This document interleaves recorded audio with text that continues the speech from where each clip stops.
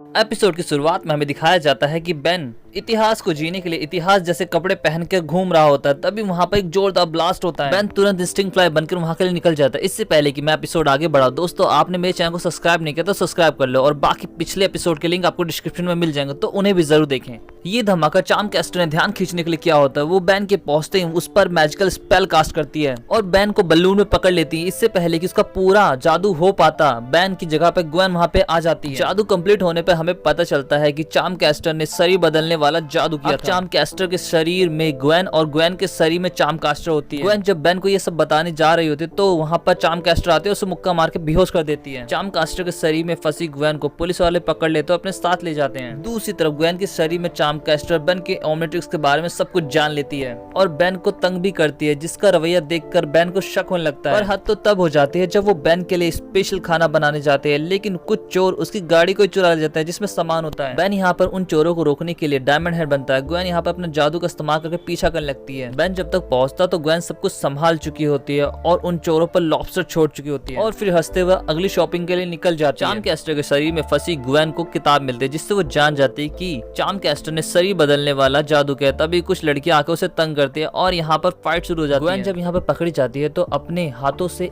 जादुई पंछी निकालती है और वो पंछी उन पर छोड़ देती है, जिससे ग्वेन फ्री हो जाती है। लेकिन वहाँ की वार्डन ग्वेन को पकड़ लेती है। ग्वेन यहाँ पर अपना जादू का इस्तेमाल करके उसे कचड़े में गिरा देती है। ग्वेन की इस कारनामे से वही लड़कियां ग्वेन की दोस्त बन जाती है और उसके साथ भागने का प्लान करती है। वो लोग सभी का ध्यान भटकाती है। ग्वेन यहाँ पर रास्ता खोलती है, फिर वो लोग सीबर डक से निकल जाते हैं, लेकिन आगे रास्ता बंद होता है। तभी चार्म कैस्टर का बैग वहाँ पे आता है और उसकी मदद से वो रास्ता खोल लेती है। ग्वेन यहाँ पर सभी को धोखा देती है और उन दोनों लड़कियों को पुलिस वालों से पकड़ा देती है और खुद वहाँ से निकल जाती है। चार्म कैस्टर जो बना रही थी उसकी बदबू बेन सहन नहीं कर पाता, इसलिए घूमने निकल जाता है, जहाँ ग्वेन उसे पकड़ लेती है और बोलती है कि वो चार्म कैस्टर है, मैं असली ग्वेन। तभी वहाँ पर चार्म कैस्टर और दद्दू वहाँ पे पहुंच जाते हैं।